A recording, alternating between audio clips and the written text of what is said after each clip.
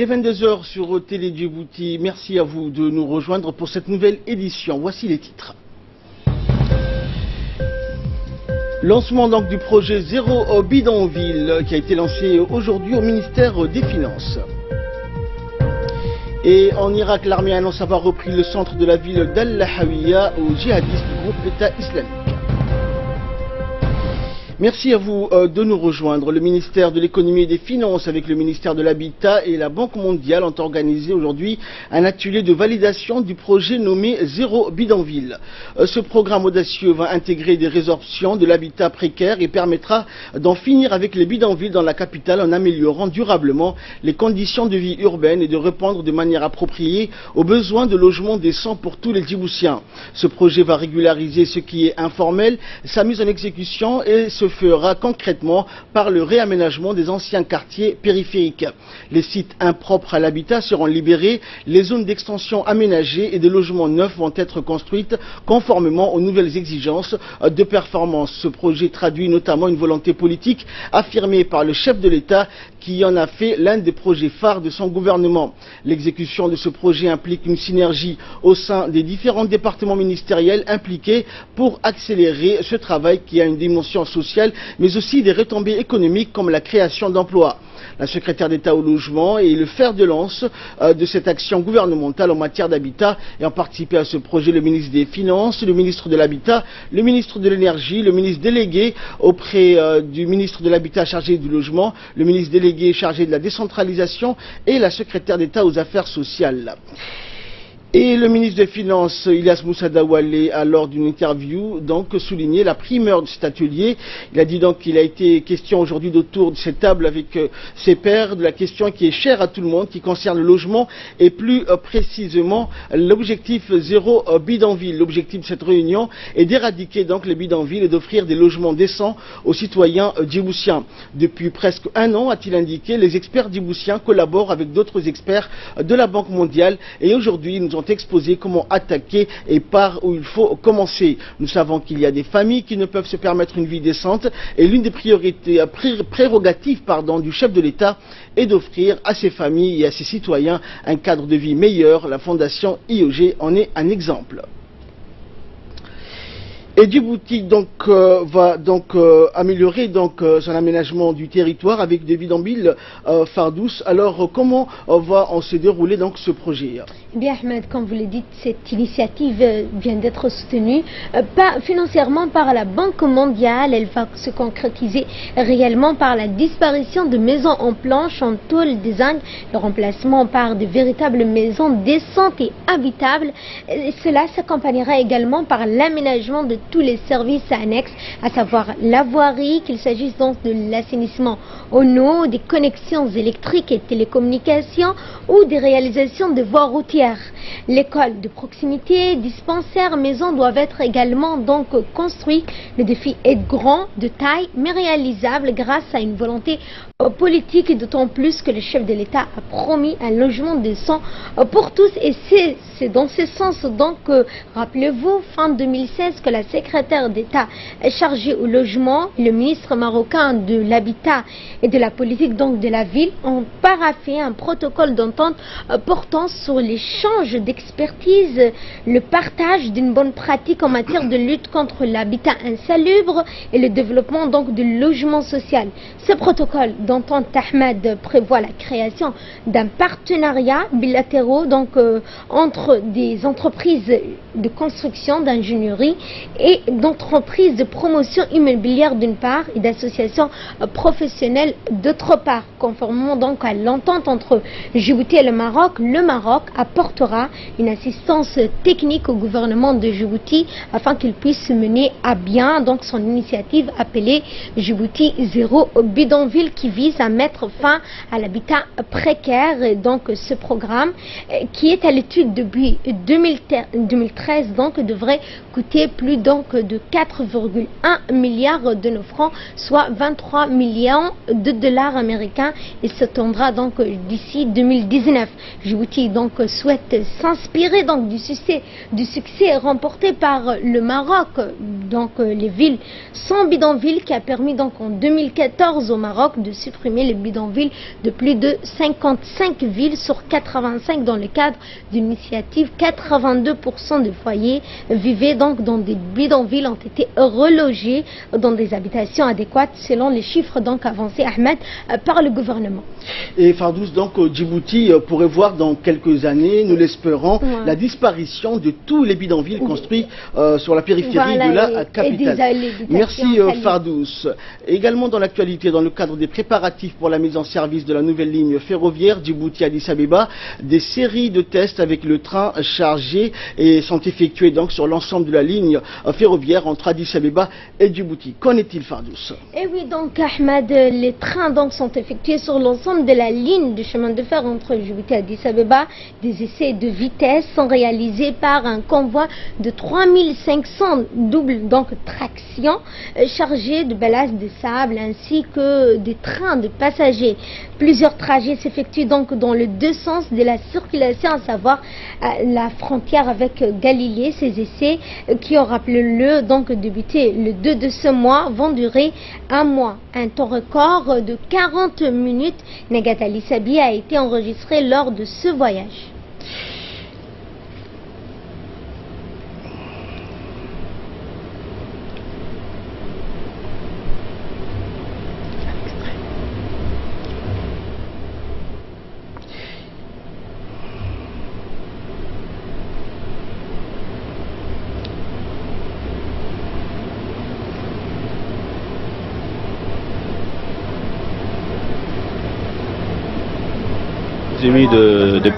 D'être parmi les passagers aujourd'hui sur ces trains. Doivent faire d'abord à partir du mois de début octobre jusqu'à fin octobre, il y aura des tests pour des trains passagers, mais des trains aussi de marchandises. Donc voilà l'œuvre de notre président, hein, qui vient de se mettre en place. C'est pas un rêve, c'est une réalité. Nous sommes très satisfaits et la population djiboutienne attendait ce moment depuis longtemps. Et bientôt, elle sera sur les rails, Inch'Allah. Eh bien, Fardous, donc nous avons vu donc les autorités djiboutiennes à bord du nouveau train djiboutien, partie djiboutienne. Alors, Fardous, le gouvernement reprendrait donc au cours de ses déplacements à bord de ce nouveau train. Que peut-on dire aujourd'hui? Effectivement, donc Ahmed, ce jeudi 5 octobre a été donc marqué par le déplacement d'une délégation ministérielle qui s'est rendue à Addis Abeba à bord de ce train électrique. Donc un test que font et a commencé donc par les ministres, comme nous l'avons vu donc dans les images. Cette délégation était composée de plusieurs ministres, à savoir le ministre du Travail, celui du Transport, de la Communication, des députés de la région, à sa tête donc Elmi Absiye Ouaes, des natifs de cette région, ainsi que des hauts cadres du département donc ministériel. Merci Fardous donc pour toutes ces précisions. Et après l'arrivée donc du nouveau train Addis Abeba, les ministres de la région, Hassan Idriss Samrié, ministre du Travail, et le ministre de l'Équipement et des Transports, Mohamed Abdelkadir, ont pris part donc à une réunion de sensibilisation. Cette réunion donc a vu la participation du préfet de la région, Mohamed Wabri, le président du conseil régional, le directeur du chemin de fer, Mohamed Roblé, ainsi que les chefs coutumiers et locaux de la région d'Addis Abeba. Cette réunion avait pour objectif de parler donc de l'importance de ce nouveau train dans le développement social et prévenir à la population de le protéger de tout bien sûr remaniement et faire en sorte que le train fonctionne dans les deux sens et veiller au bon fonctionnement de la voie ferroviaire. Également dans l'actualité santé, le ministre de la Santé, Dr Jamal El-Mouki, a reçu dans son cabinet la directrice régionale de l'USAID, Leslie Reed, qui était accompagnée d'une délégation conduite par le chargé d'affaires de l'ambassade des États-Unis à Djibouti, Alexandre Hamilton. Le secrétaire général du ministère de la Santé, Dr Ahmed Roblé, et l'inspecteur général, Dr Saleh Benoïta, ont pris part à cette rencontre. Au cours de leur discussion, le ministre de la Santé et la directrice de l'USAID ont évoqué donc les points saillants de l'agenda de travail et des programmes qui seront mis en œuvre par l'agence américaine pour le compte de l'année 2018. Ainsi, dans le souci d'améliorer la coordination et d'en assurer une meilleure exécution, les deux parties se sont convenues à mettre en place une équipe technique mixte qui sera chargée de suivre et d'évaluer des activités inscrites dans le plan de travail 2018. Dans le cadre de ce plan de travail, l'USAID contribuera considérablement aux efforts du ministère de la Santé en apportant son soutien financier, technique et logistique dans les domaines clés tels que la promotion de l'hygiène et de l'assainissement. Et bien évidemment dans la construction de 3 postes de santé pour augmenter l'offre de soins dans les régions, dans la lutte contre le VIH-Sida et enfin l'USAID participera au financement d'une enquête nationale sur la santé des ménages qui est planifiée pour l'année 2018. Le ministre des Affaires musulmanes, de la Culture et des Biens ouverts, Moumin Hassan Barre, a reçu en audience ce matin l'ambassadeur du Royaume d'Arabie Saoudite accrédité à Djibouti, Abdelaziz Ben Abdallah Al Daoud. Cette visite a été l'occasion de passer en revue les bonnes relations de coopération entre le ministère des Affaires musulmanes et les différentes institutions du Royaume d'Arabie Saoudite. Et dans ce cadre, l'ambassadeur a annoncé le lancement prochain de 2 grands projets à Djibouti et à Tadjoura. Le premier concerne la reconstruction de la grande mosquée Salman qui sera agrandie et dotée de nouvelles structures adaptées au rayonnement de la culture arabo-islamique dans notre pays. Et la mosquée comprendra entre autres une salle de conférence, une bibliothèque et un centre coranique. Et quant au centre de la ville de Tadjoura, il sera complètement rénové et reconstruit. Il regroupera une mosquée, une école et des services annexes.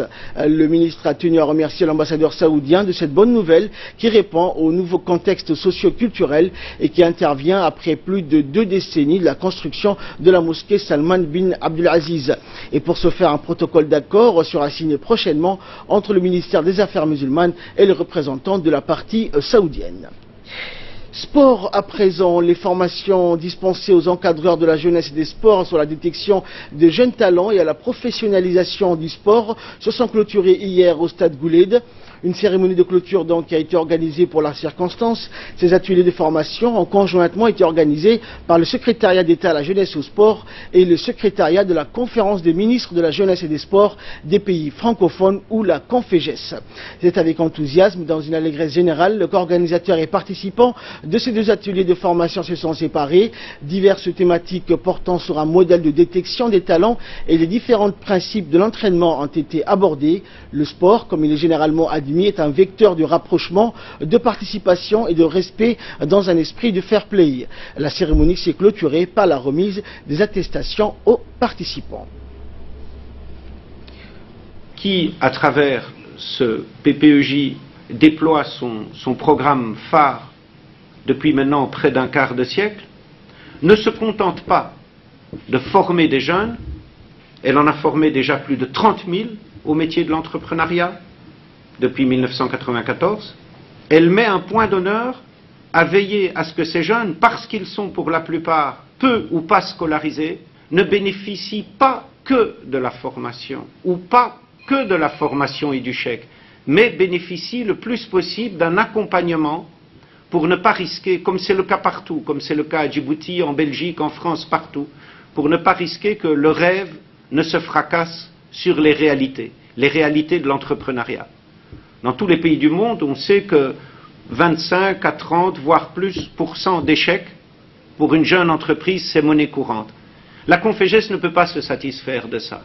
Et c'est pour ça que la Conféges a imaginé ce processus de suivi.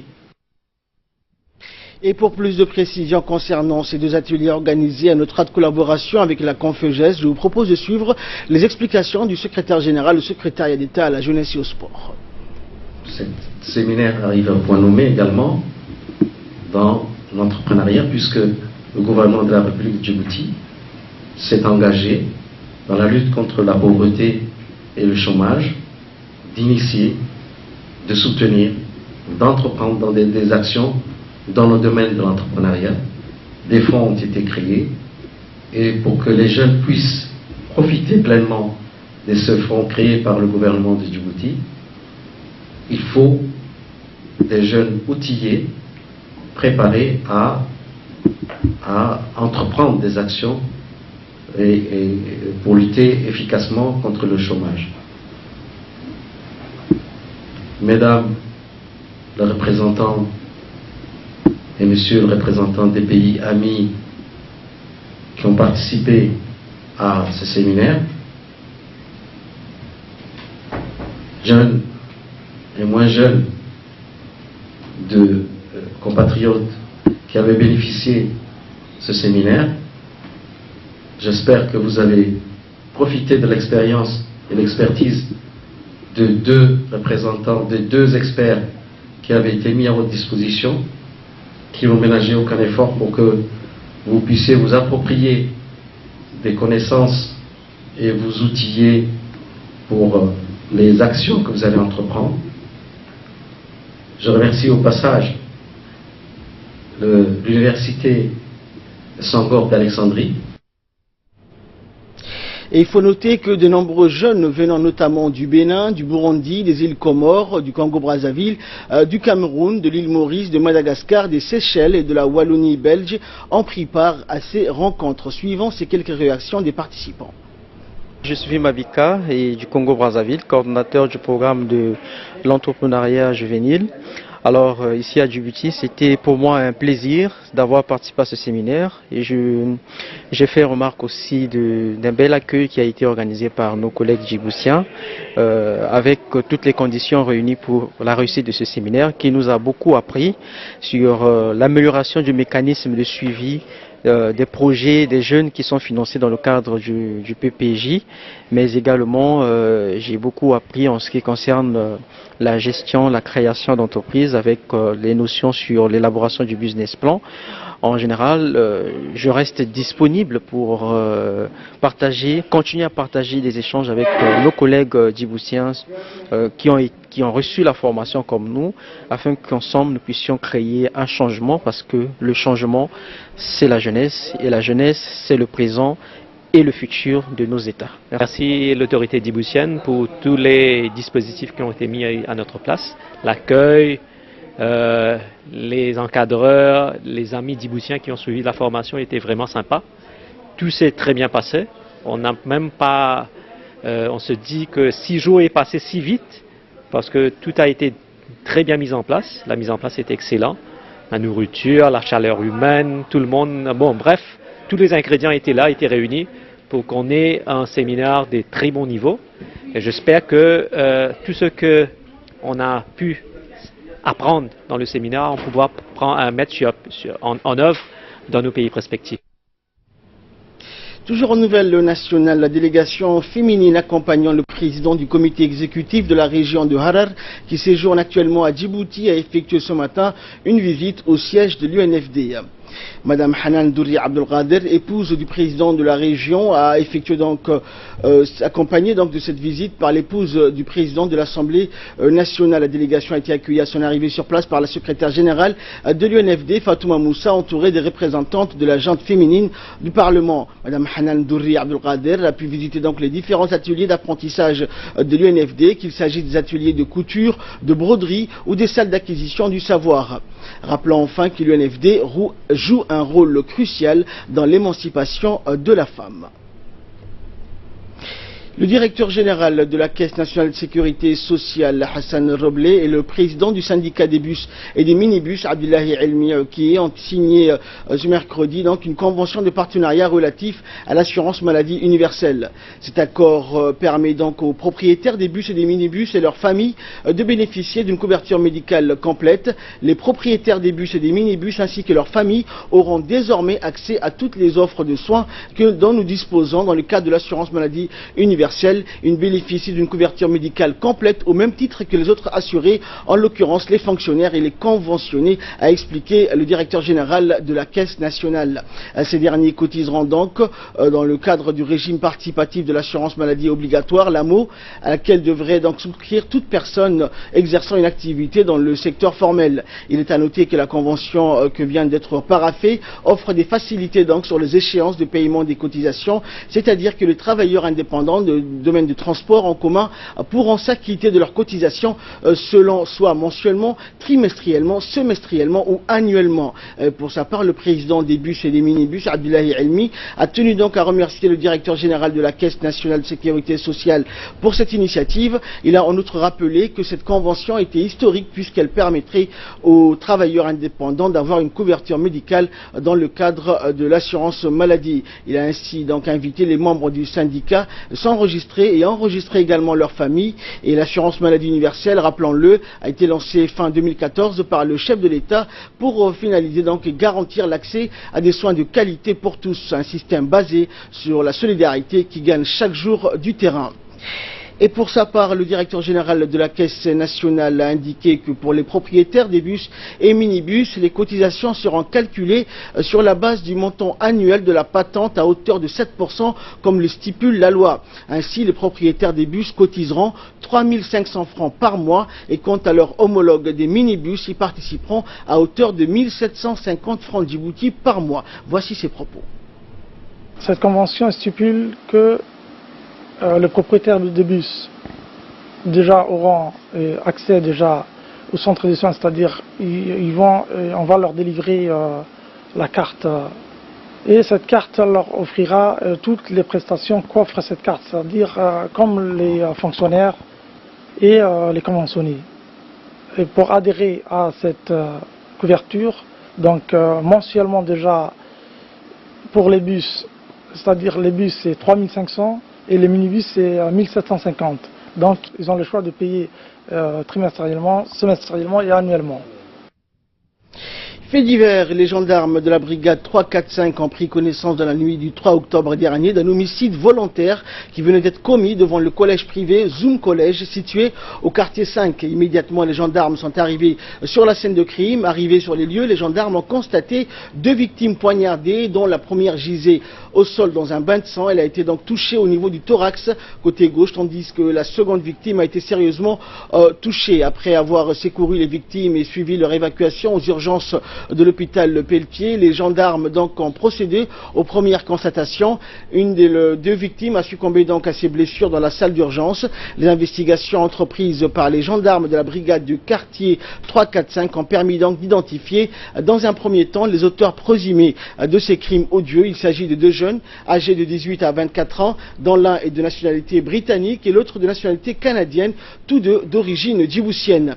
Après avoir fait irruption dans le collège privé Zoom Collège situé au quartier 5, les 2 jeunes ont agressé physiquement l'une des victimes qui n'est autre qu'un professeur d'anglais, lequel les avait ordonné de quitter les lieux. À la sortie, les 2 jeunes, dont l'un était muni d'un couteau, d'une arme blanche, s'est pris donc physiquement aux 2 professeurs présents sur les lieux. Le plus jeune délinquant, armé d'un couteau, donc a poignardé violemment les 2 enseignants. Et après plusieurs recherches, les gendarmes ont parvenu donc à mettre la main sur les 2 auteurs principaux, ainsi que 3 autres jeunes qui ont facilité donc la fuite, la destruction des preuves en cachant l'arme du crime et enfin en donné refuge à l'auteur du crime.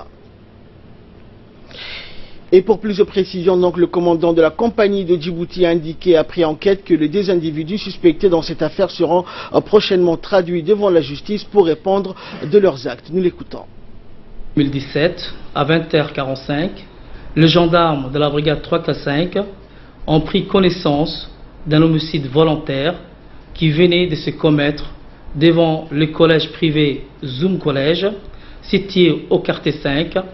Immédiatement, les gendarmes se sont transportés sur la scène des crimes. Arrivés sur le lieu, les gendarmes ont constaté 2 victimes poignardées, dont la première gisait au sol dans un bain de sang. Elle a été touchée au niveau du thorax gauche, tandis que la seconde victime a été sérieusement touchée au niveau abdominal, partie gauche. Les gendarmes ont procédé aux premières constatations. L'une de ces 2 victimes a succombé à ses blessures dans la salle d'urgence. Les investigations entreprises par les gendarmes ont permis d'identifier dans un premier temps les auteurs présumés de ces crimes odieux.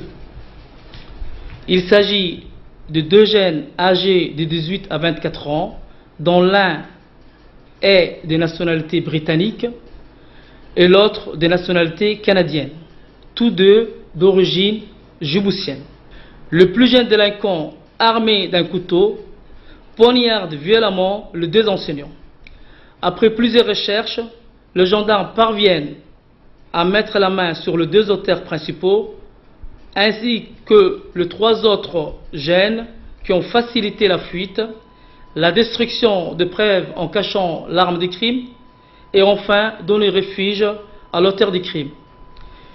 Ils seront prochainement traduits devant la justice pour répondre de leurs actes criminels. Et de là, nous passons à l'actualité internationale avec Samatar Saïd. Bonsoir Samatar. Bonsoir Ahmed, bonsoir à vous. Alors, en Irak, l'armée annonce avoir repris le centre de la ville d'Al-Hawija à l'organisation État islamique. Oui, effectivement Ahmed, les forces irakiennes ont annoncé aujourd'hui avoir repris le centre de Hawija, l'un des deux derniers bastions du groupe d'État islamique. En Irak, affirmant poursuivre leur progression pour libérer l'ensemble des environs. Les unités de l'armée et de la police ainsi que les forces paramilitaires du Hajj al-Sha'bi engagées dans la bataille pour la reconquête du Hawija ont libéré le centre-ville dans un ensemble et poursuivre leur progression, affirme dans un communiqué le général Amir Yarallah. Dans cette zone, le long de la frontière poreuse avec le pays déchiré depuis 6 ans par la guerre civile, les djihadistes ne tiennent plus que deux localités, Rawa et Al-Qaim, frontaliers de la province d'Er el-Zor en Syrie. Le 19 septembre, Ahmed, les forces irakiennes ont lancé une offensive pour reconquérir Hawija, située à 230 km au nord-est de Bagdad. C'est une ville sunnite de plus de 110 000 habitants. A été surnommée le Kandahar de l'Irak, du fait de la présence des combattants extrémistes en référence au bastion des talibans en Afghanistan. Et nous allons terminer donc avec l'Espagne. La justice espagnole donc a suspendu ce jeudi la séance parlementaire prévue donc pour lundi au Parlement catalan sur les résultats du référendum Samatar d'autodétermination interdit, au cours de laquelle une déclaration d'indépendance était envisagée. Oui, les dirigeants séparatistes de la Catalogne ont relancé la mise en mercredi en annonçant qu'ils allaient proclamer l'indépendance dans les prochains jours, malgré l'avertissement sans précédent du roi d'Espagne, tandis que le gouvernement espagnol rejetait toute médiation dans cette crise tant que l'exécutif catalan menacerait de faire sécession. L'Assemblée devait siéger à la demande du parti du président séparatiste catalan, Carles Puigdemont, qui devait s'exprimer à l'issue du débat. Une déclaration unilatérale de l'indépendance était envisagée selon une source du gouvernement régional. Dans son arrêt, la Cour adresse un avertissement à la présidente séparatiste du Parlement, Carme Forcadell, et à l'ensemble des membres du bureau des présidents. Et des risques et des poursuites pénales qu'il court, qu'il ignore sa décision. Le déroulement dimanche en Catalogne du référendum interdit entraîne l'Espagne dans une crise politique sans précédent depuis son retour à la démocratie en 1977. Et quelle a été donc la réaction du Premier ministre espagnol, Samatar? Eh bien, Ahmed Mariano Rajoy, qui n'avait pas réagi hier soir aux dernières déclarations de l'exécutif catalan, pourrait notamment invoquer l'article 155 de la Constitution jamais encore utilisé, qui permet de prendre le contrôle de l'institution en Catalogne. Merci Samatar pour toutes ces précisions. Merci à vous de nous avoir suivis. C'est la fin de ce journal. Excellente soirée sur Télé Djibouti.